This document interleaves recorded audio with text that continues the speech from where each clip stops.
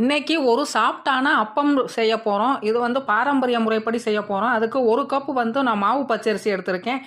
4 spoon வந்து உளுந்து எடுத்து 3 மணி நேரம் நல்லா ஊற வச்சுட்டு அதை வந்து வச்சுக்கிருவோம். இப்போ வந்து வெல்லம் வந்து அதுக்கு நான் 1 கப்பு எடுத்து அதை வந்து நல்லா கரைச்சி மட்டும் வச்சுக்கிருவோம். இப்போ வந்து அரிசி வந்து நல்லா ஊறிடுச்சு. அதை தண்ணியை வடிச்சிட்டு மிக்ஸி ஜாரில் போட்டுட்டு 1/4 கப்பு தேங்காய் துருவல் போட்டுட்டு 1 ஸ்பூன் ஏலக்காய் தூள் 1 பிஞ்ச் உப்பு போட்டுட்டு ஃபஸ்ட்டு தண்ணி ஊற்றாமல் கொரப்பாக நல்லா அரைச்சி எடுத்துகிட்டு வந்துடுவோம். இந்த மாதிரி அரைச்ச பிறகு வெள்ளை கரைசலை ஊற்றி அதையும் நல்லா நைஸாக அரைச்சிக்கிருவோம். இப்போ மாவு ரெடி ஆயிடுச்சு. அதை ஊற்றிக்கிருவோம். ஒரு கிண்ணத்தில் ஊற்றி கலக்கியாச்சு. இப்போ வந்து கடாயில் வந்து எண்ணெய் விட்டுக்கிருவோம். எண்ணெய் நல்லா சூடான பிறகு ஒவ்வொரு கரண்டியாக எடுத்து ஊற்றிக்கிருவோம்.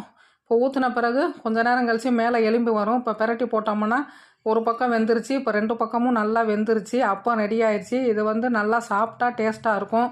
இதை நீங்களும் ட்ரை பண்ணி பாருங்கள். தேங்க்யூ ஃபார் வாட்சிங்.